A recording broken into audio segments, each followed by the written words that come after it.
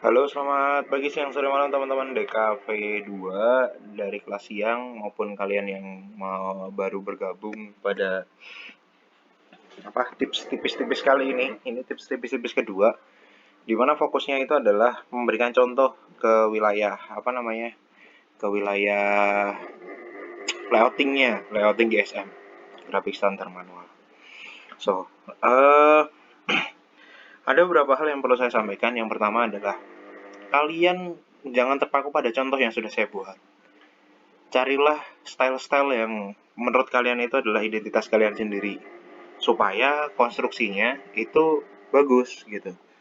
Kalian bisa lihat juga di Behance, kemudian di Behance ada manual corporate identity atau graphic standar manual. Cari aja di sini searchingnya, itu ada banyak contoh-contohnya, di mana contoh-contoh ini merupakan contoh-contoh yang menurut saya appropriate atau pantas untuk dijadikan panduan untuk layouting pada GSM kalian masing-masing. Jadi kalian bisa pilih di sini. Tapi yang saya contohkan adalah dari kakak tingkat kalian. Ini 1, 2, 3, 4, 5, 6. Itu adalah kakak tingkat kalian. Yang ketujuh ini menurut saya yang bisa mungkin kalian kalian jadi salah satu referensinya gitu, tentang Subway rebranding. Nah, ini contohnya. Kita mulai dari yang bukan kakak tingkat kalian dulu. Jadi introduction-nya itu menggunakan banyak white space atau ruang kosong, dan ini menurut saya cukup bagus idenya. Nah, kalian juga bisa menambahkan emphasis atau penekanan kayak gini, itu bisa. Kemudian table of content-nya jangan lupa halaman, karena penting itu halamannya. Dan isinya tuh nggak banyak sebenarnya. Isinya itu bisa kalian otak-atik, yang penting adalah informasinya atau aturannya itu uh, terkomunikasi dengan baik dari logo introduction gitu. Nah, bisa kalian lihat kayak gini, logogram, logo type, konsep. Kemarin sudah ada Jamu Hypno yang menurut saya cukup bagus juga. Logo construction, white space area, clear space areanya, logo application guideline gitu. Grayscale, monochrome, minimum size. Jadi warna-warna itu tidak harus menggunakan full color, kemudian grayscale saja. Kalian bisa menggunakan monochrome juga, atau bahasa-bahasa yang mungkin kalian bisa cari atau kalian terinspirasi. Lihat layoutnya, logo application-nya, stationery kit, uniform, corporate lines, merchandise gitu.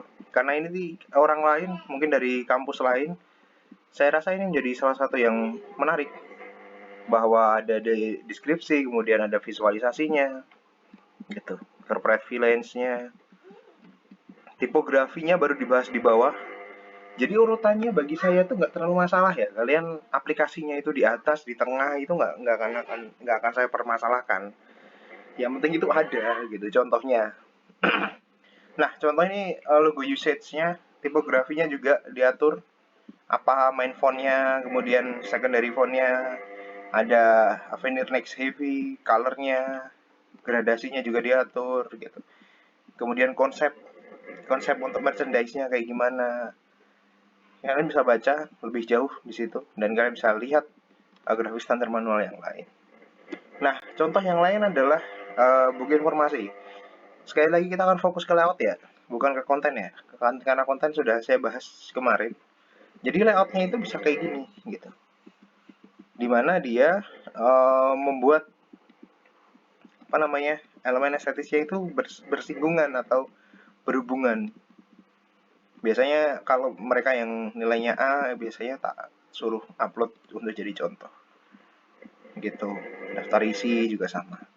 Lihat tipe layoutnya, nggak monoton gitu, karena ini adalah di branding, kalau nggak salah di Cafe 3 itu di branding itu bentuknya kayak gini. Dia harus menjelaskan dulu tujuannya, tetapi coba lihat di elemen estetis gitu. Nah, ini GSF secara singkat, inspirasinya, strateginya gitu. Layoutnya menggunakan InDesign kalau nggak salah, benar kan? Terusnya InDesign. Ini karena diharuskan untuk mendefinisikan, tetapi tidak menutup kemungkinan untuk membuat layout kayak gini. Kalian bisa lihat konsisten ininya penggunaannya, tapi maskotnya, dia idenya maskot agak sulit untuk mengkomunikasikan gitu. Ini flyer, kemudian packaging. Oh ya, fokus di Cafe 3 yang tahun-tahun kemarin itu ada di packagingnya. Ya, mereka harus buat packagingnya, desain packagingnya, konstruksinya, gitu. SC kan anak-anak malam.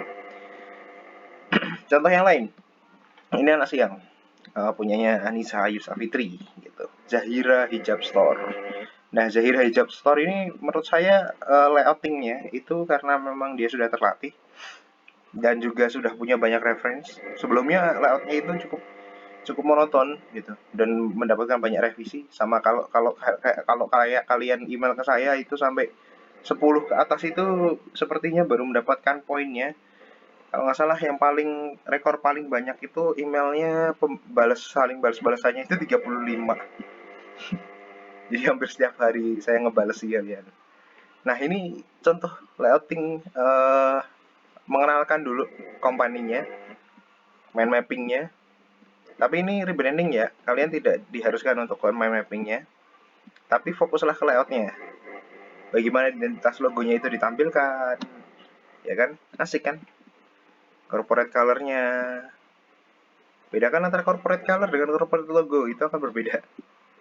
Kalau kalian bingung, tanyalah.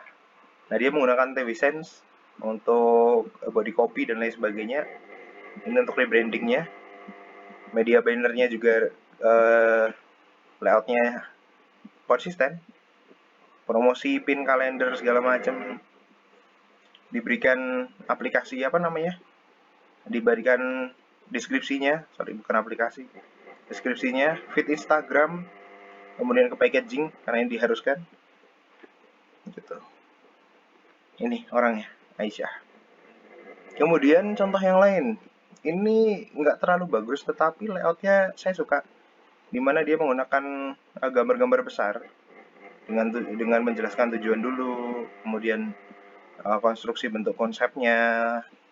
Tapi coba lihat layoutnya itu asik gitu untuk dibaca, itu nggak monoton, kemudian nggak full gitu kan. Contoh-contohnya juga asik. Nah, kemasannya, ini ada kemasan primer, ada kemasan sekunder. Dia menekankan pada gambar risolnya. Gambar risolnya, jadi menggunakan vektor. Tapi logonya itu simple sebenarnya. Nggak terlalu kuat. Ini orangnya. Kemudian berikutnya adalah ini. Ini cukup Atlantis ini, Muhammad Syahron ini cukup cukup memberikan pandangan ya terkait dengan rebrandnya. Jadi kalian juga bisa menggunakan pamer dulu di depan kalian siapa, gitu kan? Kali besok ketika diupload ada yang menghubungi kan nggak ngerti. Kayak gini. Coba lihat layoutnya. Kanan kiri, tulisan, gitu kan? Penataannya itu tidak dipaksakan, gitu. Strategi promosinya juga dijelaskan. Ada packaging, strategi promosi yang lain, merchandise, goodie, kemudian pin. Ini ada tipe metodenya, ada online dan offline. Strategi promosinya juga sama, gitu kan? Ada metode offline-nya, ada online-nya juga, stationery-nya. Nah, ini dia orangnya. Nah, berikutnya adalah ini yang GSM, DKV 2 kalau nggak salah. Saya minta untuk upload kalau nggak salah. Bukan minta upload, karena dia bukan dari kelas saya, dia ngupload sendiri. Itu tentang Molimogu. Nah, contoh layoutnya. Lihat konsistennya. Dia menggunakan elemen estetis yang tidak tidak simetris ya, tapi berkaitan dengan logonya. Coba diperhatikan. Ini pengantarnya. Jadi layoutnya itu nggak monoton kayak yang saya contohkan gitu kan. Cobalah untuk membuat sesuatu tuh yang yang bisa orang tuh, iya ya, inspirasi bisa gini ya gitu loh. Ini contoh elemen estetis, kemudian incorrect use-nya. Ini aplikasinya, cukup banyak aplikasinya. Itu untuk yang GSM. Kemudian contoh layout yang lain adalah ini, Browner Information Group dari Creafica kalau nggak salah. Iya, Grafika. Nomor halamannya di atas besar gitu.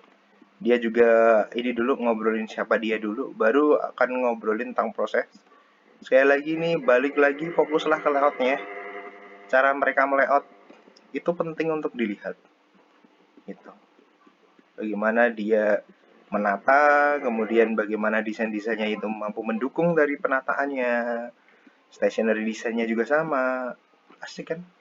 Elemen estetisnya juga ada gitu. Nah, hal-hal kayak gini yang menurut saya penting. Anak malam juga. Lihatlah manual corporate identity, carilah contoh-contoh. Di sini ada banyak sekali contoh.